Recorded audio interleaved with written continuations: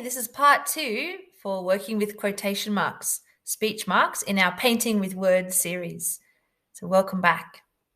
Yesterday, you spent some time learning how to use quotation marks, where they go, which part is the narrator speaking, which part is the character speaking, and how to punctuate that well so that when people are reading your writing, they're really able to visualize what's happening. You're painting with your words.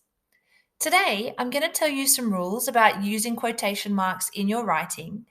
Then you're going to have a go writing a conversation between two different characters. So here is rule number 1. We always have punctuation at the end of direct speech. So before you close the set of quotation marks, you need to have some type of punctuation. Now, it could be a full stop, a comma, a question mark, or an exclamation mark. So have a look at this one here. Have you ever seen a hideous witch? Tim asked. Because it's a question mark, the question goes at the end of the sentence, question mark. Then you close the speech marks. This one here, I don't think she's hideous, Jeremy replied. It's not a question. He's not exclaiming it. So to close the punctuation there, we just use a comma.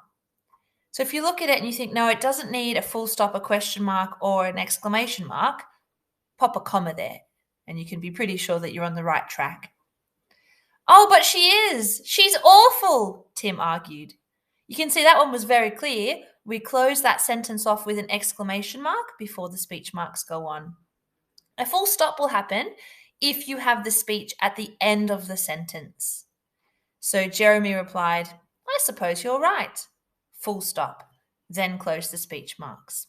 So when you write your conversation today, your editing tip will be to go back and look at the end of each of your sets of speech marks. Do you have punctuation there? Just to make sure that you're setting it up properly. Okay, so the rule number 2 is there's always a punctuation mark at the end of the sentence. So this one here, the speech marks are here. The narrator is here, Lizzie exclaimed, and then there's just a normal full stop at the end.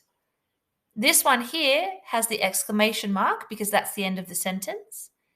And Lizzie asked, how would you describe him? Question mark, close the speech marks. So there's always punctuation at the end of the speech marks, and there's always punctuation at the end of the sentence. So those are the 2 things I want you to think about today. Also, one other very important tip is that when you're writing a conversation, we go by the rule, new speaker, new line. When a new character talks, they get a line all to themselves. So even if you're writing on the page, have a look here. Let's say you're writing this. What a majestic lion, Lizzie exclaimed. Even if you still had heaps of space left, you would start a new line. You would leave that space, start a new line for a new speaker. Leo is now speaking, and he says, Leo huffed, majestic? I think not. Have a look, there's still space, but because we're having another new speaker, Lizzie's talking again, she gets a line to herself. That's why when you look in books, you'll be able to see it. When there's a conversation between some characters, it often is not taking up as much space because every new speaker has a new line. So every time someone speaks, they get a line to themselves. So here's the activity you're going to practice all these rules with. So to choose 2 of the characters below and write a conversation between these characters where each character speaks at least 3 times, and try to remember the rules for using quotation marks. We've got Spider-Man, SpongeBob, Simba.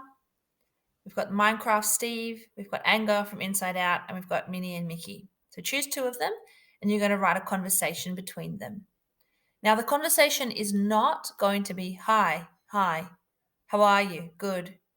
What are you doing? Nothing. Because that's not what people want to read when they're reading books. Try to make it an interesting conversation between the 2 characters. Once you've done that and each new speaker has a new line, you will upload a photo of your writing here. Now, just so that you know, there's no typing today. Write your conversation on paper so you can practice doing new speaker, new line, and then we'll be able to see how you went with that. Then the code word goes here and you'll be done for today. All the best as you are painting with your words using quotation marks today.